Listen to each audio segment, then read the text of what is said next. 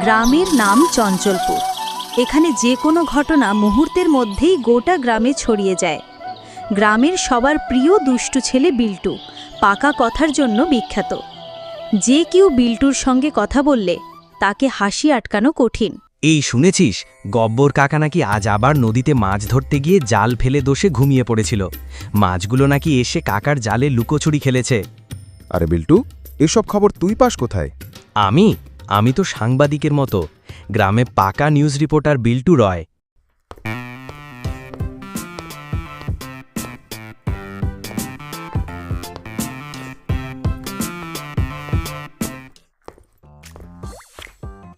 আরে এই বিল্টু, কেমন করে সব জানিস রে?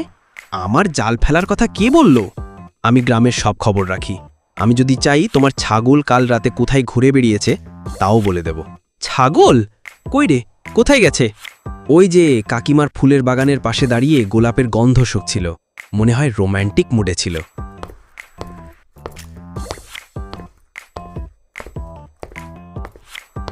বিল্টু, গোল করবি তো আজ? গতবার তো গোলপোস্টে দাঁড়িয়ে পাকা বক্তৃতা দিলি। গোল শুধু বল দিয়ে হয় না বন্ধু, মাথা দিয়েও হয়। আমি আজ সবাইকে শেখাবো কেমন করে বিল্টু স্টাইল গোল করতে হয়। বিল্টু বল কিক করে মিস করে গাছের গায়ে লাগায়। ছেলেরা একসাথে চিৎকার, আউট আউট! বিল্টু মাথা চুলকায়। আমি তো আসলে বলটা গাছে লাগিয়ে পাখিদের টার্গেট প্র্যাকটিস করছিলাম। প্ল্যান অনুযায়ী হয়েছে। আমি গেলাম।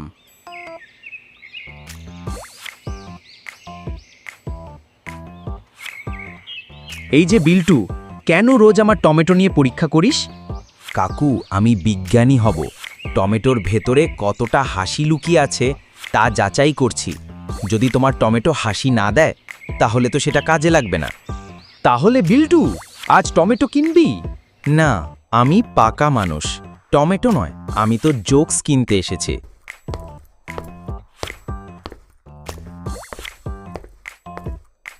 স্কুলের ঘন্টা বাজছে। ক্লাসরুমের শিক্ষক। বিল্টু, বল তো পৃথিবী কেন গোল? স্যার, পৃথিবী যদি চৌকো হতো তাহলে ফুটবল খেলা হতো কিভাবে? বাহ, পাকা উত্তর দিলি। তবে বইটা একটু বেশি পড়ে এসো।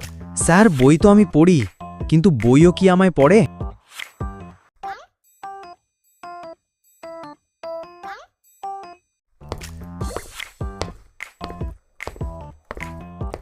মন্টু, মেলায় আসা মানে শুধু খেলনা দেখা নয়, মানুষ দেখাও একরকম খেলা।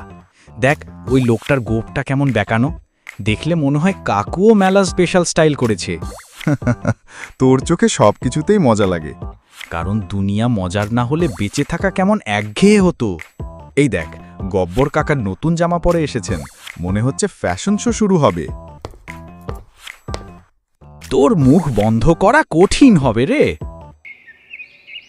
বিল্টু গাছের নিচে বসে ছোটদের শেখাচ্ছে। শুন ছোটরা, পাকা হতে হলে প্রথমে মজা খুঁজে নিতে হয়।